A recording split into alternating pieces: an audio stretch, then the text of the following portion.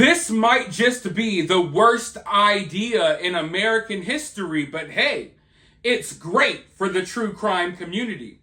What's up, it's cinemashogun here, and true crime content creators are always looking for a new case to cover. Internet sleuths are always looking for a new case to investigate.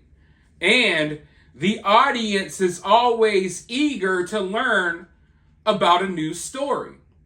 Now, here in America, there's never really a lack of heinous crimes for us to cover, but just in case you were worried, if you're part of the true crime community, just in case you were worried that there would ever be a lack of stories to talk about, well, you do not have to worry about that anymore, and I will tell you why. Now, as I'm sure most of you all know, we have a huge problem at our southern border. People are rolling in every single day, record numbers, thousands upon thousands of people.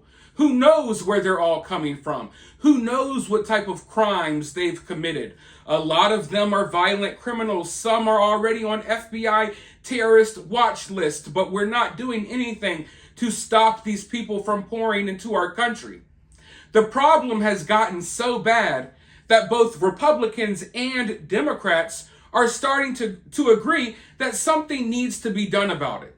Now, when you get these two tribes to agree on anything, that's when you know it's bad. But what's the answer to this problem? Obviously, it's shutting down the border, but they're not doing that. They continue to allow people to pour into our country, and they have nowhere for them to go. Airports all around America are filled with illegal immigrants sleeping all over the airports because our government is housing them within our airports. Various schools, yes, schools, the places where your kids go to learn, various schools across America have shut down. They're forcing their students to do virtual learning as illegal immigrants take over the schools and they're turning these schools into housing for immigrants. And now they're running out of places for these people to go. They're spending boatloads of our tax dollars putting these people up in high-rise hotels in Manhattan. I mean, these people are living better than us, and they're still complaining. But now, our government, the powers that be, have come up with a new solution. And this solution is absolutely insane. It's absolutely insane to even fathom or think about, but it's going to be great for the true crime community. So the new solution is there's now a program where you can sign up and the government will drop illegal immigrants at your front door to live with you. I'm not kidding at all. And woke idiots are signing up for this. Woke, complete freaking idiots are signing up to have random strangers dropped off at their front door to live with them, to live with their wives, husbands, kids, pets, you name it, putting everyone's life in danger. Now, this little situation is so crazy. This little program is so crazy that a lot of the people who are signing up for it, they have no idea who the government is going to ship to their house. Literally, one day a bus pulls up, a few people get off, and now, guess what? They're living with you. And you can't kick them out. You got to give them, a grace period before you get them out of the house. It's a crazy, crazy situation. But the people who are signing up for this program, they get very little to no information. They don't know the criminal backgrounds of the immigrants who are living at their house. They don't know what country they're coming from. They don't speak the language. They don't know if they're going to be male, female, kid, man, grown person, old person. They have no idea. They sign up and they have no idea. It's not like they get to pick and choose. It's not like, you're going out to pick out a puppy or you're going to pick a new dress. Oh, I'll choose those illegal immigrants to live with me. You know what I mean? No. They literally just drop off random people at your front door and you're expected to take care of them because our government won't do their job at the southern border. Our government is running out of places to stuff these people, so now they're literally stuffing them in people's houses. This is not a joke. I know it sounds crazy, but there are people who are dumb enough who are signing up for this, and they're allowing these strangers from across the world to just walk into their house and live with their families. A lot of these people, the reason they're running to America is because they're running from their past. They're running from crimes they've committed. Who knows what type of people these people are? But, like I said, when you sign up for this stuff, it's not like the government gives you a full rundown of who's coming to your house. You don't know their name. You don't know where they came from. They don't even give you the benefit of knowing what country these people are coming from. They just pull up, and then you're expected to take care of them. Now, what do you think is going to happen here? This is horrible. This is horrible for society. It's horrific. It is horrible for society. But boy, oh boy, it's great for the true crime community. How many of these families are going to be brutally slaughtered as they sleep at night? How many of these families are going to be murdered? How many of these women and young girls are going to be R-worded and killed by the random people who they're just allowing to come live in their house? And isn't it crazy? We have homeless people right here in America.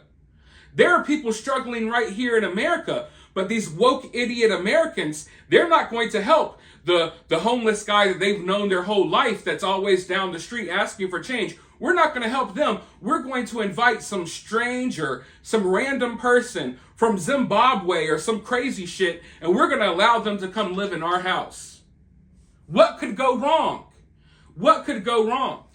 And the media is trying to hype these people up. Like, oh my God, these people are great. It's Mother Teresa. You know, you guys are saints. No, they're not saints. No, they're not kind-hearted people. They're complete idiots who are literally virtue signaling. They're trying so hard to show the world that they're good people that they're willing to put their own kids in danger. This doesn't make you a good person. This makes you a stupid person that obviously doesn't value the lives of your family. Not to mention, you are further ruining and destroying America. Period. There's no other way to put it.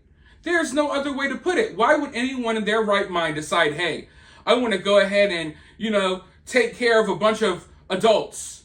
It's like having a new set of kids, except these kids are violent from another country, may murder you or R-word you at any moment, but now you got to pay for them to live. I got to pay for your food. Now I got more mouths to feed. I got to pay for your clothes. These people aren't bringing anything to the party. You know what I mean?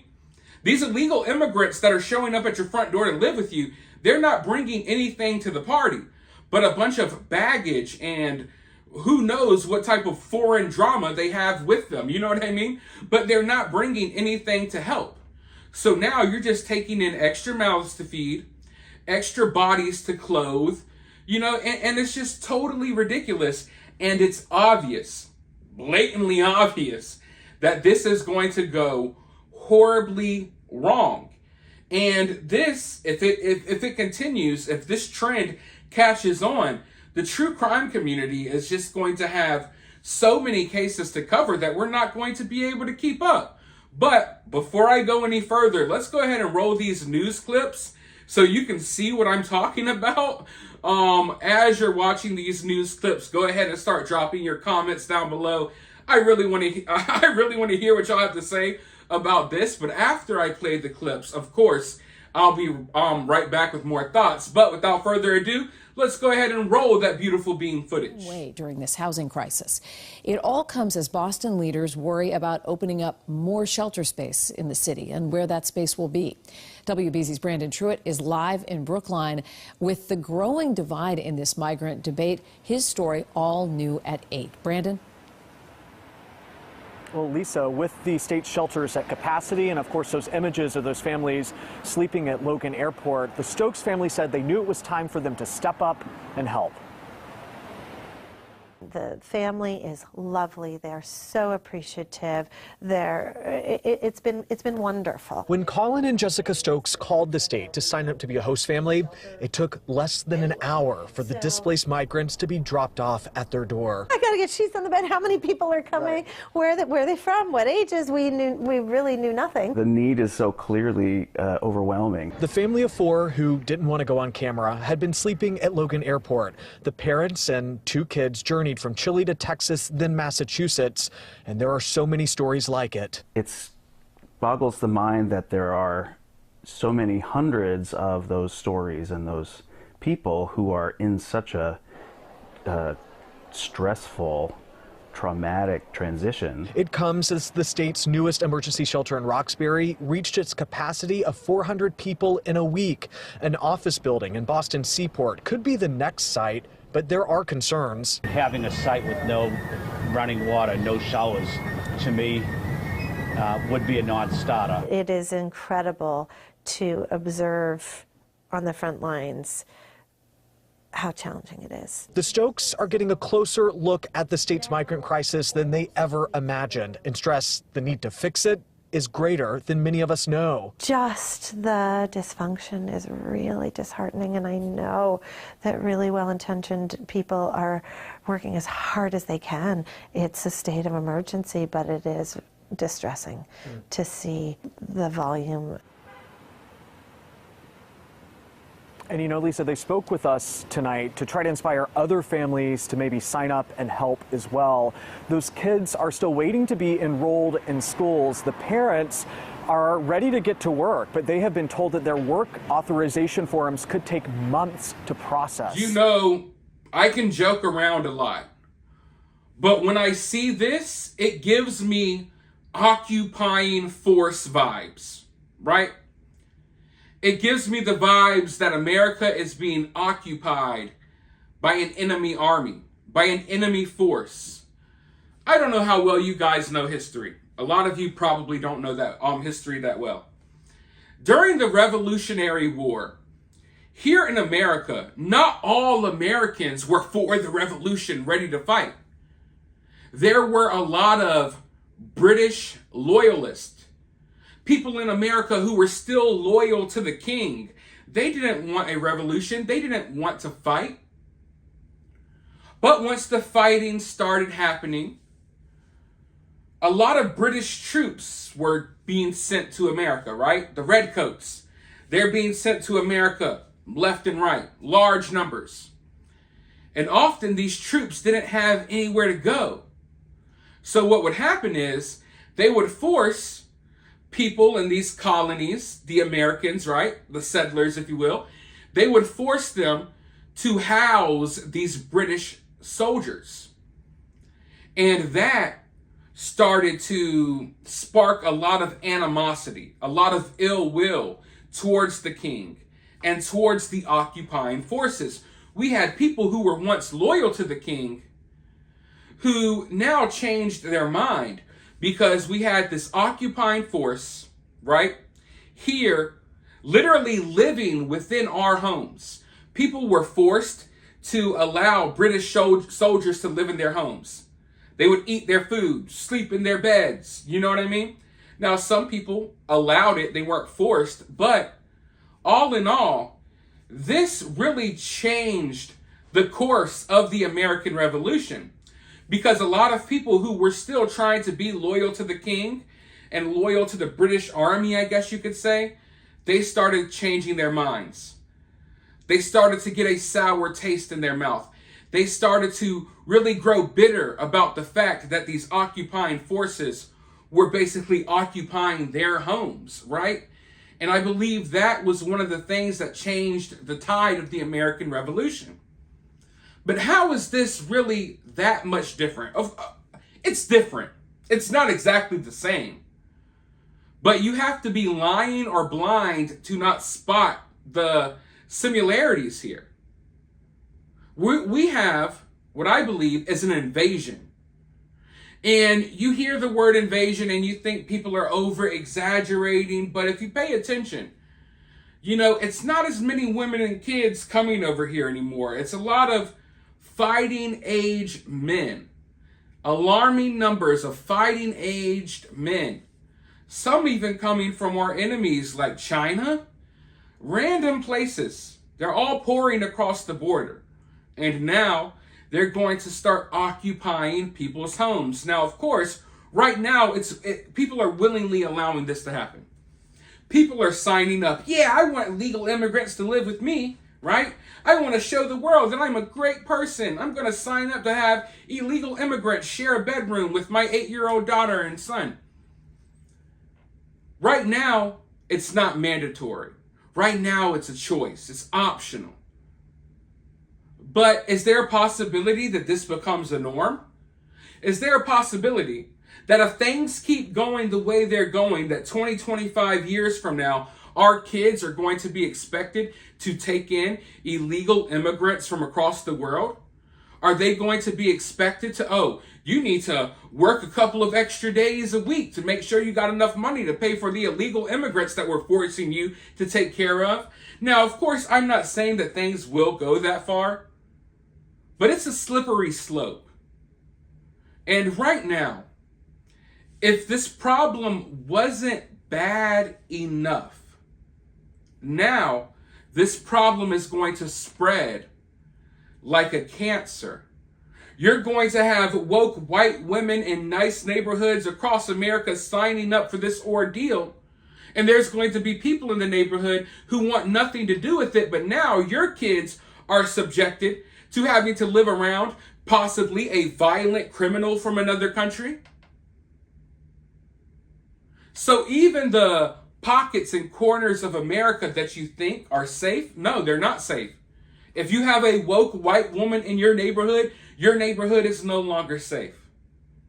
Because they're going to try to make this a thing. Right now, this is a problem that you're dealing with along the border. This is a problem that you're seeing in big cities.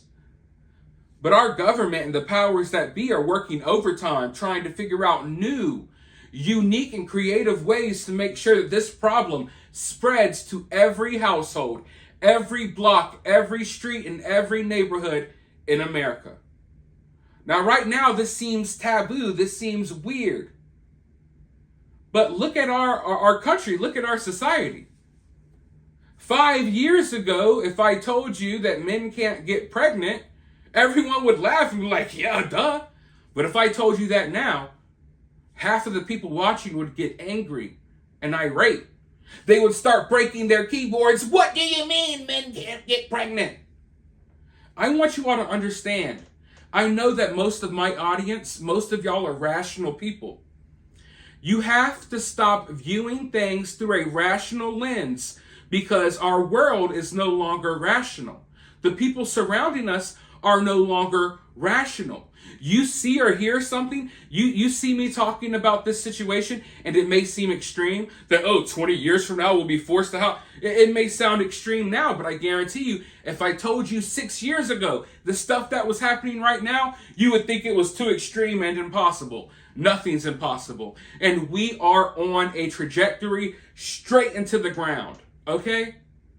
So don't put anything past these people.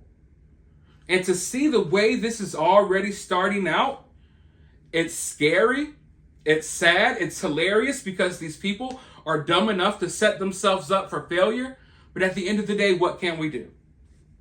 Like I said, this is horrible for society, but it's great for the true crime community because, hey, this is going to provide us with so many stories to talk about for years to come.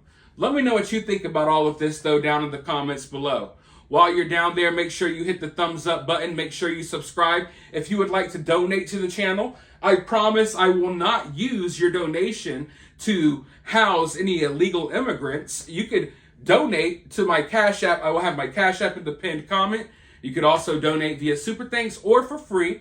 You can help the channel by sharing, subscribing, ringing the notification bell, all of that good stuff. But with that being said, I'll talk to you all very soon in the next one.